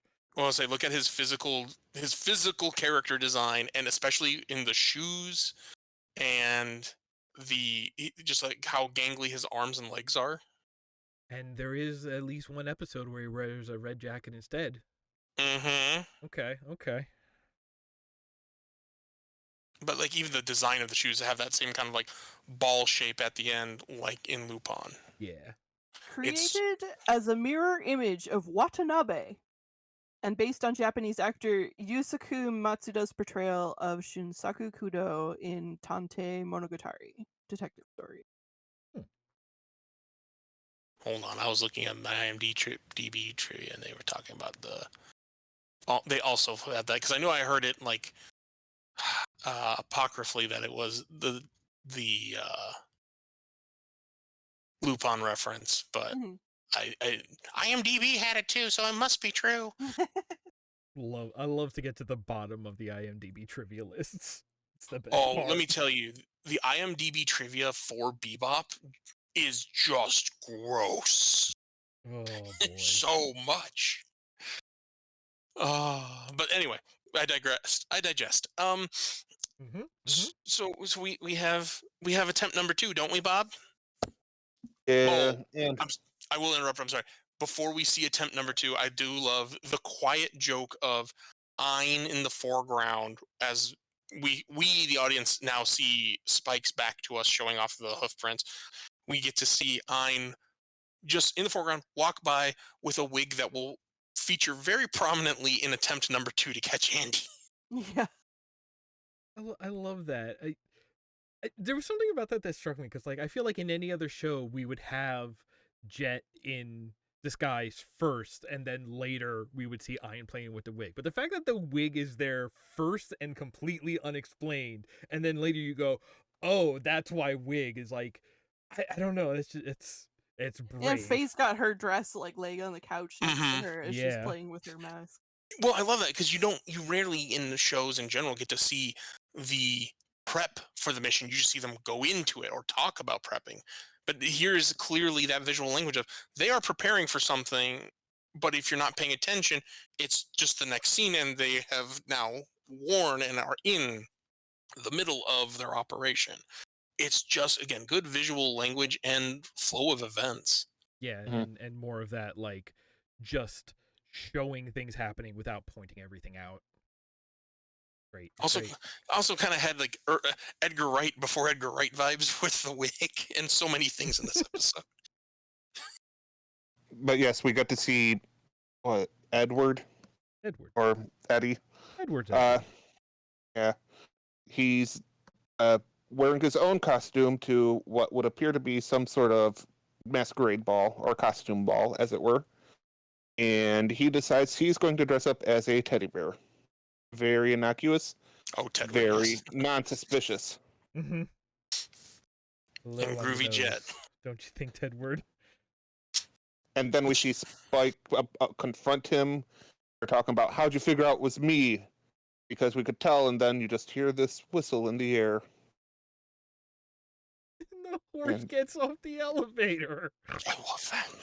That's so good. Dude, I God. appreciated they were like, just so you know, sir, horses aren't allowed here. Mm-hmm. I'll have you know Onyx is no normal horse. God. I do want to see the chess game between Ein and Onyx. Oh my god, yes.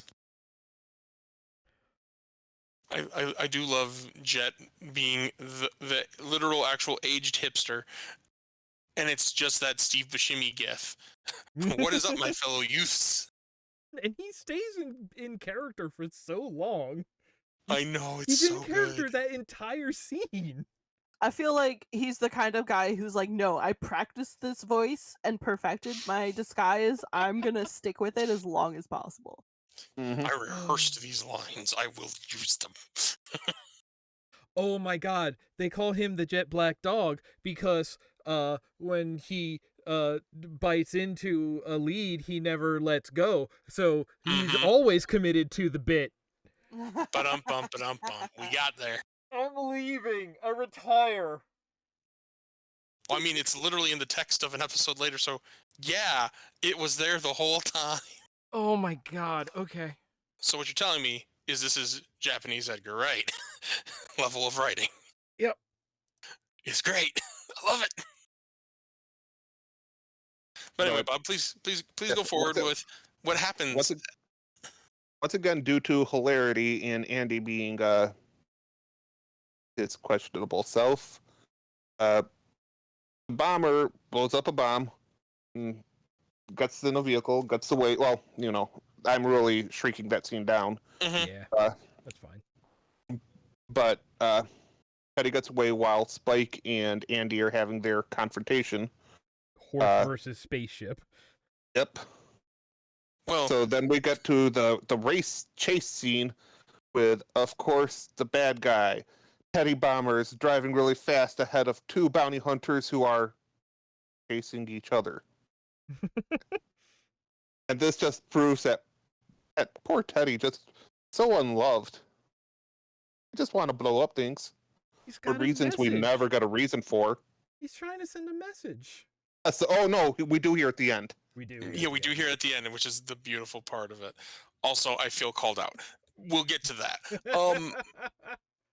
I do want to ask a question, and go with me on this journey because there's a reason I ask this. Would anyone say Faye is a femme fatale? Yes. Okay, there's a reason I ask this, and I don't need an elaboration because I was kind of expecting yes, but there's a reason I ask because Faye in that essentially plane versus horse chase of a car, Faye gets in the elevator with Andy and lays it on thick, kind of with, hey, can I get a ride? And then ends up riding the horse with him, literally, because her charms don't work the way she intended on him. Mm-hmm. Mm-hmm. And I love that kind of just subversion of her expectation. We, the audience, by, having those of us that watch the season through and through, kind of aren't necessarily surprised this happens to Faye. Yeah. But it's just so, as Andy pulls out his grenade launcher, essentially trying to shoot down Spike. Yeah, it's a lever action shotgun, but then it's shooting like mini missiles. Like, all right, high tech, fine. High tech cowboy, I'll take it. And then Spike shooting back from his ship. Uh-huh. But clearly, Teddy gets away because he's not as important as these two fighting each other. And cue scene switch where we get to see Faye and Andy at, I'm assuming, his special place. His yacht. His Yeah. super yacht. His yacht with a stable for one. with the head sticking out through, so Onyx can chat with the guests while they eat. And I gotta say, did anyone else pick up real harsh Onyx judging Faye vibes with just every time they cut to Onyx? God, I don't Eating think that I even carrot. noticed the horse was there. I don't. Wow. What? Listen, I don't know. They had the what's it called? Where the horses eat out of? Oh, the Stall? trough. Trough. Yeah. And he had his carrot. It's in the living room.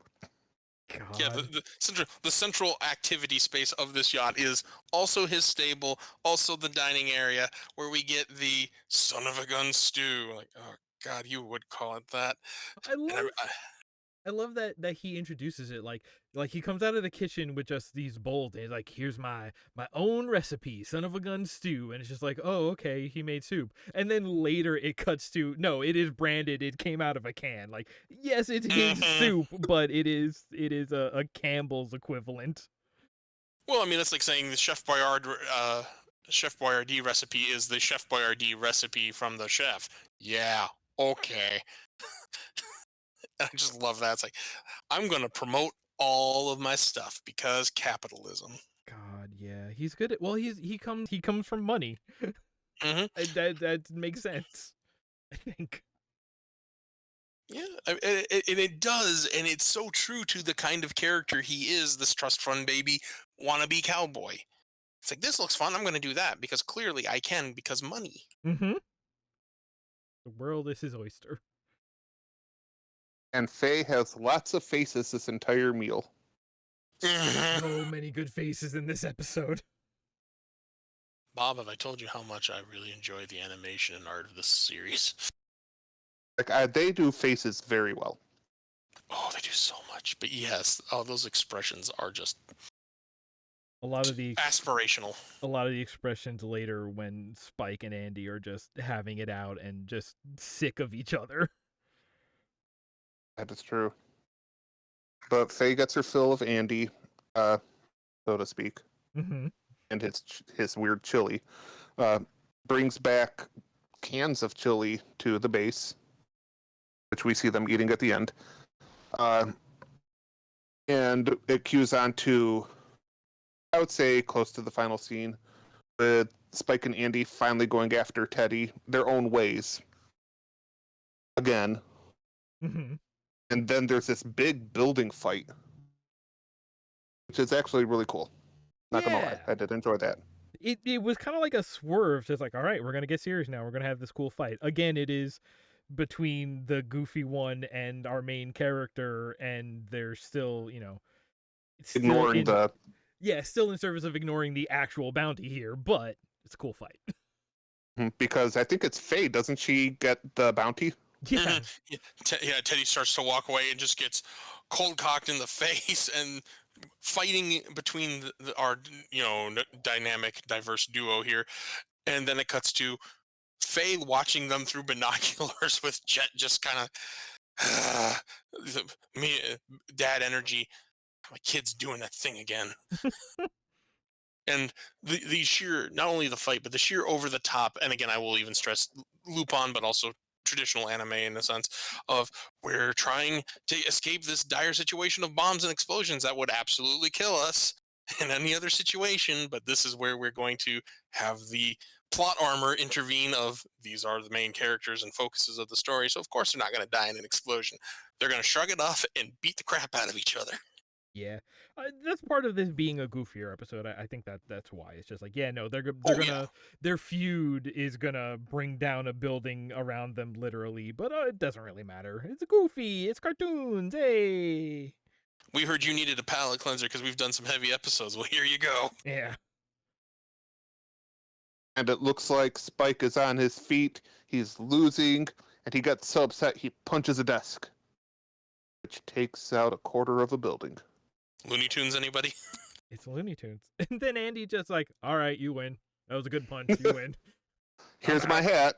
And then the horse arrives on an elevator by itself. So, right, we skipped the part where they get to the top of the building because Teddy Bomber lures them into the elevator and then says, hey, the elevator's going to go to the roof, and when it gets to the roof, I've put all my bombs there, so you two are going to explode with the building.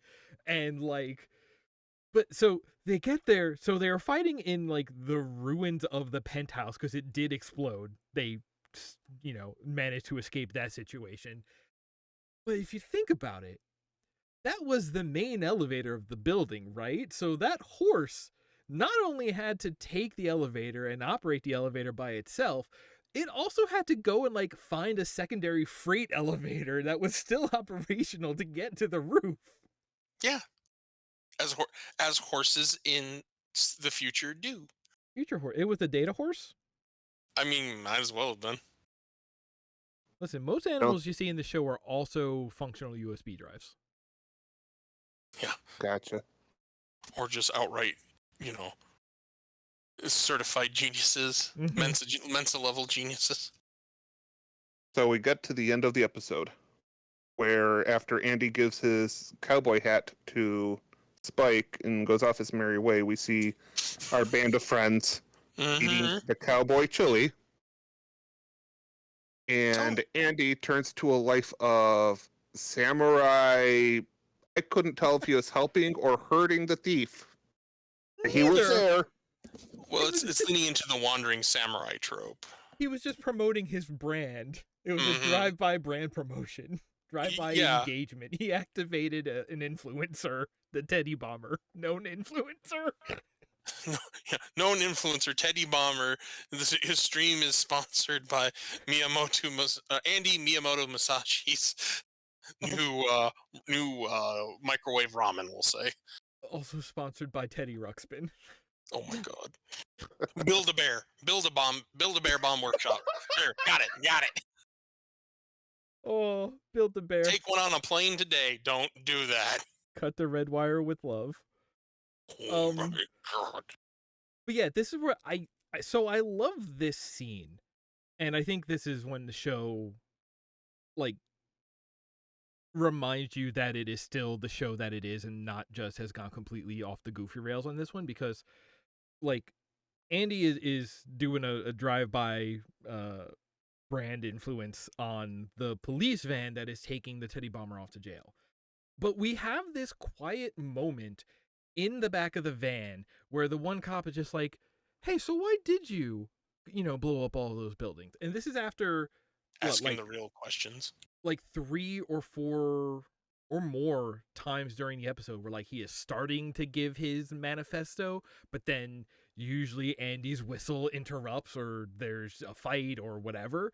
That's the running gag, but they finally give it to this guy and it's like, no, say your thing. And it is I'm anti-capitalist and big buildings are symbolic of the excess of capitalistic society, and it's it doesn't need to be that big. It is just showing off money without doing good for real people, without doing real change in society. So that's why I'm blowing it up, because hey, that sucks to be all about that.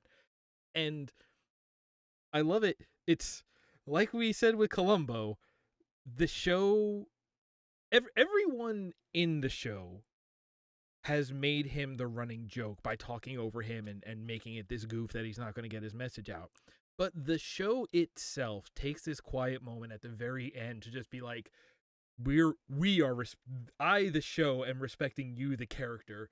Take your moment to say your thing. And it's this really weird, meta interaction thing. I don't know. I just really appreciate it. It's no, he gets his opportunity. He is not just a butt of the joke the whole time. Even this dude who has been the butt of the joke the whole episode gets a moment to be a real character. And he's has a valid point. I feel like that was the subtle beginning of who I was when I heard that manifesto. Because I heard that, I'm like, I've said those words in the last 3 days.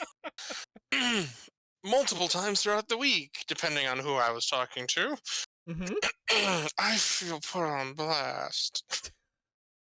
Also, I guess I know how my story Teddy ends. Bomber? Okay. Choice of words was intentional.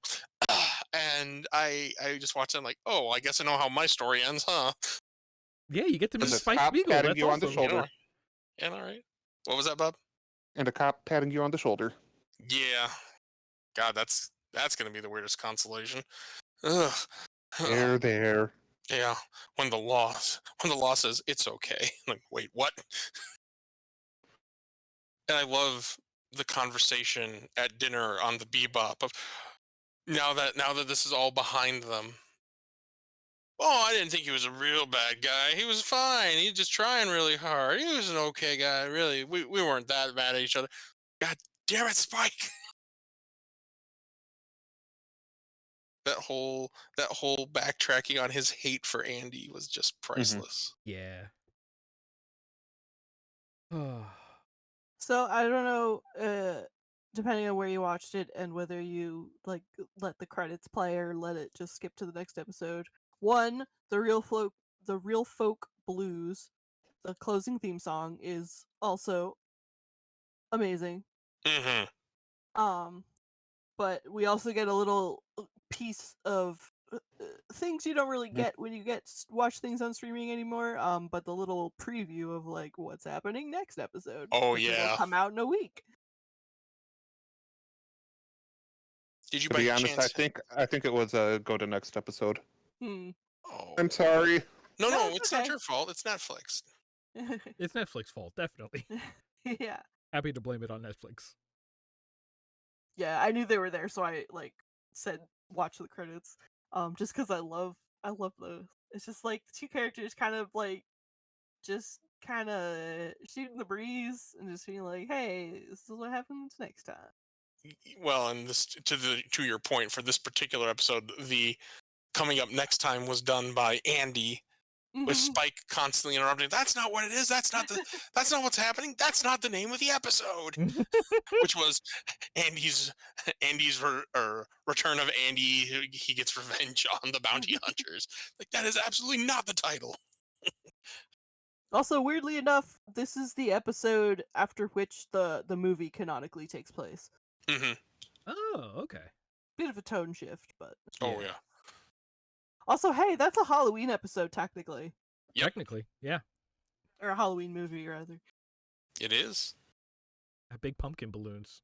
Make you see butterflies. Future's great. Ah!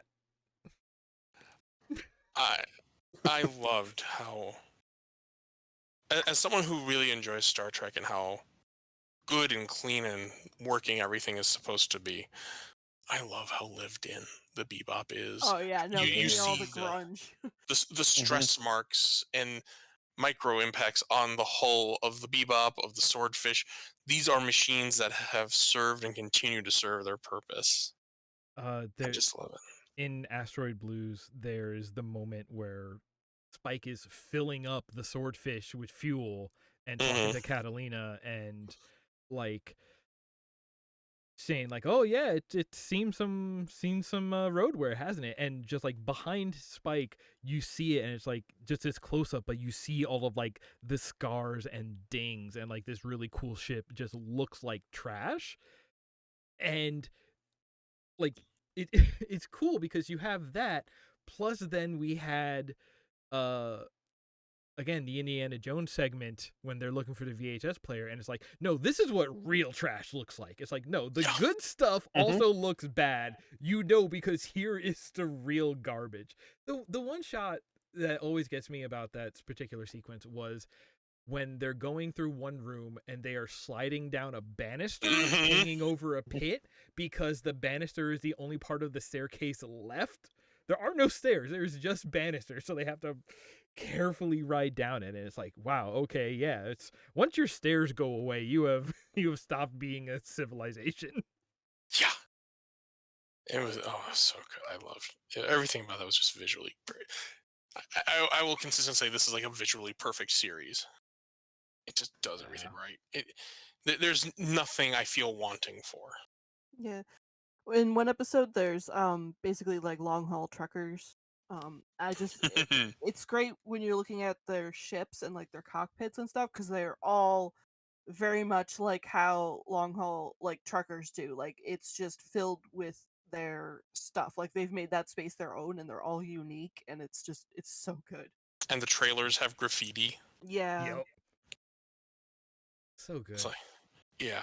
So Bob, we get. Oh, yes. sorry, go ahead, Nick. Every episode a banger. That's it. I think that kind of has to be the. I'm probably going to sit and rewatch the series now that I've tasted it.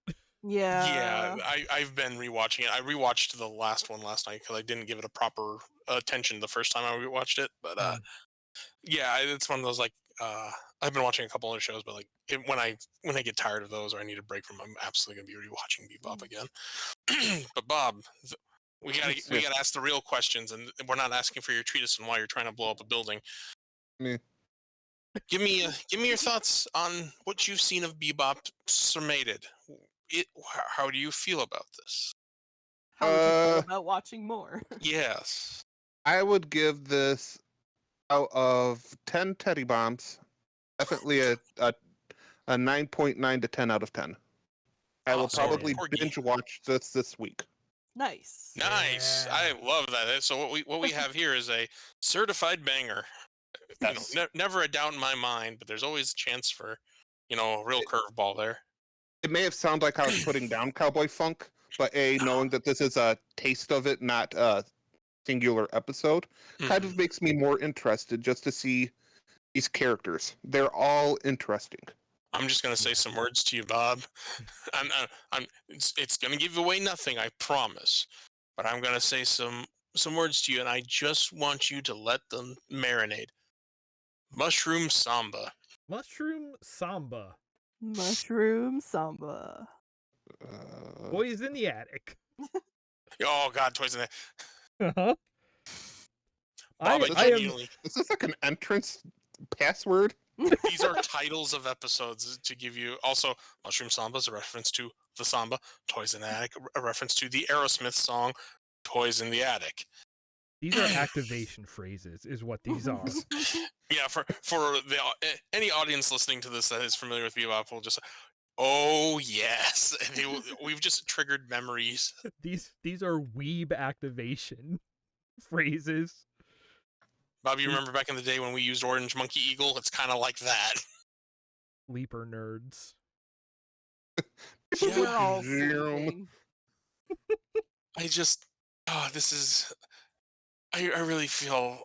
I know it's kind of an overstatement, but I also really feel it's true. This is just a perfect series as far as I'm Yeah, concerned. this series is the Yeah. top of most people's lists for good reasons. Mm-hmm. Every top 10 anime list ever, Bebop is, if not one, in that top 3. And I And think usually one is a mistake. yeah, and it is a really good introductory anime too, just because it's the one season. It's like it's so stylish and just done so well that you can enjoy it as a show. Really kind of sets you up to not have the right expectations for the rest of anime as a genre, actually. That's not wrong, because there was a whole year, or part of the reason I walked away from anime years ago was like, I'm looking for something like Bebop that just does it for me on all levels, as a story, as a narrative. And there's, at that time, I was like, well, what was available in the US legitimately? Like, good luck. And I'm like, okay, well, I guess not. And then when I came back, like, I'm not saying Fate Stay Night or Fate Zero is anything like that, but it at least gave me a story that wasn't shonen. It wasn't, Mhm. we're the power of friendship and we're gonna make this happen, and nobody gets hurt. It's like, oh, good. Things happen. There's consequences to actions, etc. Like, oh, good storytelling by comparison. So this is one of those. This is the whiskey your dad gave you to take care of the cough that ruined beer for you, and why you cannot have beer. The weakest alcohol you can have now is whiskey. That's because an you have a incredible tolerance. metaphor. Yeah. Also very germane to my life. Don't worry about it. Mm-hmm. But this is it. This is the thing. It's like, this will ruin a lot of other stuff, but I think we dodge a good chunk of that. It's that good barometer of, in relation to Bebop, how do I feel about this? Yeah. Measuring stick. That's the word phrase I was looking for. There it is. It's a measuring stick. Speaking of in comparison, I think it's about that time of the episode. Well, we only have one option left. Yes, Yeah. with just good anime, I'm curious to see what the comparison will be. Bob, this is one you might be familiar with, but I don't have the list in front of me. Do we have the funny special title? I do. Okay. So Bob, you get to choose from amongst these one remaining shows from the Just Good TV tier. And the tagline is heavy metal karaoke to soothe the 9-to-5 soul. I'm gonna go with 9 to 5 karaoke to soothe the soul. I'm sure there was more there that I forget, Alex. Nah, you pretty much got it. Yeah. All right. So for next time, we will be watching Agretsuko. Which you can go back to Netflix and watch. I've watched 2 episodes of that, and then I was like, I moved on to something else, but the first 2 were amazing. And do that's know why I put it Agretsuko. on here. Because I remember you having kind of a positive review, but you've only gotten into, like, I thought maybe 3 episodes, so this is fine. Only the first 2. Good, because I'm going to give you episodes. We'll discuss the actual We'll episodes, discuss it, Yeah. yeah. but I'm going to give you episodes that aren't in the first season. Okay, I didn't know there was more than 1 season. There are wow. multiple seasons. I think I've only seen the first season. I All right, believe cool. there's 4, and I think a 5th coming. We watched the first 2, I think. Okay, I know we watched a bunch, and then they added more, and I was just like, yeah, I should get to that. And that title is perfect. Mm-hmm. That's why I was worried. I came up with the title, and I was like, Bob might recognize this one. He might get this. It might click for him. But you didn't, and I'm kind of happy about it because, ta-da, Bob, it's, like I said, we're not going to give you anything that's going to sabotage you. So here you go. Here's your reward. Something you know, sort of, but not really. Yeah, that's about an angry person pretending to not be angry. Working in retail. It's Well, I was just saying, working, period. Yeah, working in a capitalist structure that I need to blow up. I'll be back. Don't worry about it. I know a guy who can get you bulk teddy bears. Oh, sweet. I mean, cool. All right. So that's going to do it for this episode. We know what we're looking at next time, and that's going to be really exciting. So, yeah. Until next time, take care. This is Bob. Yeah. Go eat your bell bye. peppers and beef. But no beef. No beef. Vegan.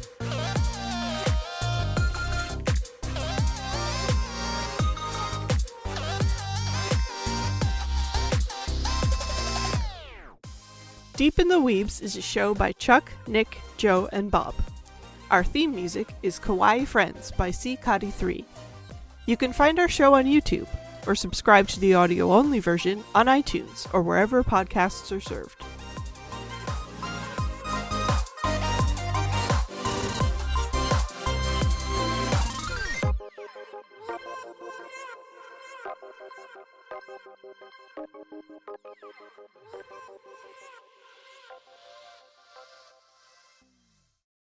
I've just got one quick question. Shoot. Go.